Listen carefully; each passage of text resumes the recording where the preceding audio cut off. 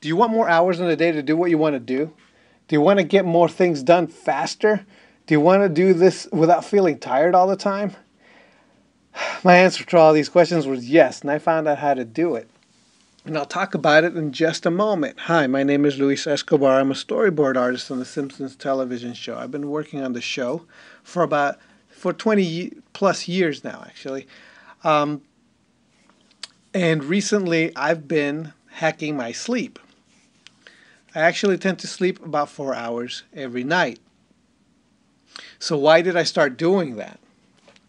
Well, here are my three reasons, and they have basically a lot to do with what the questions that I answered above. Number one, there simply isn't enough hours in the day. I need more hours to work on my stuff. I've got way too many things to do and not enough time to do it. So I thought sleep had to go. There's 24 hours in a day. Depending on what time I wake up, I leave work, and I spend about 2 to 4 hours in transit driving between work and home. 2 to 4 hours. That's a lot of driving. Yeah, I live far away from work, and the traffic is awful. So and it totally depends on when I leave work. So let's do the math here. 24 minus 4 equals 20. All right. So once I'm at work, I spend 8 hours there, sometimes a bit more, not including lunch, which would make it 9 hours. Okay, so the math there is 29 minus 9 equals 11 hours of free time left over after work and traffic. I mean transit. So if I get home at a decent time, maybe around 6 or 7 o'clock, I spend the time eating and being with my kids, and they usually go to sleep around 8. So that's, I don't know, about 2 hours eating and spending time with my kids. 11 minus 2 equals 8 hours left over. So depending on traffic, I might get an extra hour around this time. Even if I stay up an hour more, I only have 1, maybe 2 hours to work on my own stuff before I need to go to sleep. Otherwise, I can't function, right? So let's see. So that's what? How much? 8 minus 11, 7 hours. 7 hours is left over, and that's for sleeping. So 7 hours for sleeping. Then I have to start it all over again and do it all over again. I just don't have enough time. I needed a way to get more, so I cut out sleep. So what's the second reason I started hacking my sleep? Well, it's Rob Stenzinger's and Jersey Drose's fault. I listened to the Lean Into Art podcast, and I was listening to an extra lean episode. It was episode 13. You could only listen to these episodes if you sign up to the Lean Into Art newsletter. But anyway, Rob brought up this iPhone app he was using that woke him up at the right times during his sleep cycle so he didn't feel too groggy when he woke up. The app is called Sleep Cycle iOS app. You could go to my blog, scroll down, there's going to be a link to that app. So I found it intriguing, so I downloaded it and I tried it out. And I loved it. It was working great. I said was because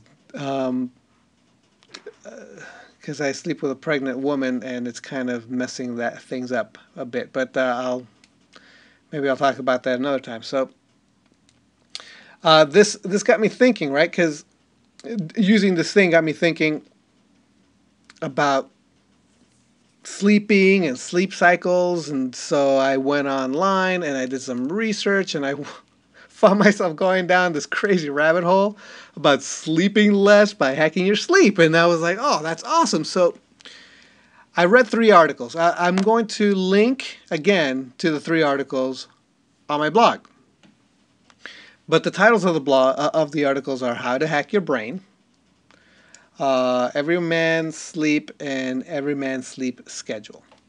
And I highly recommend you read these so that you can kind of know where I'm coming from. So yeah, it was basically their fault because they started me going down this rabbit hole from the Lean Into Art podcast hosts. So the third reason I am hacking my sleep now is that it's working great. I was convinced to try it out after reading the articles. I was excited about getting more time to do what I needed to do, and you know what? It just worked. So this method I'm using is called the Everyman 3. I sleep for 4 hours. I haven't broken the 3 hour mark yet. For some reason, I just keep falling asleep immediately after I wake up when I do that. But I sleep for 4 hours between 12 a.m. and 4 a.m.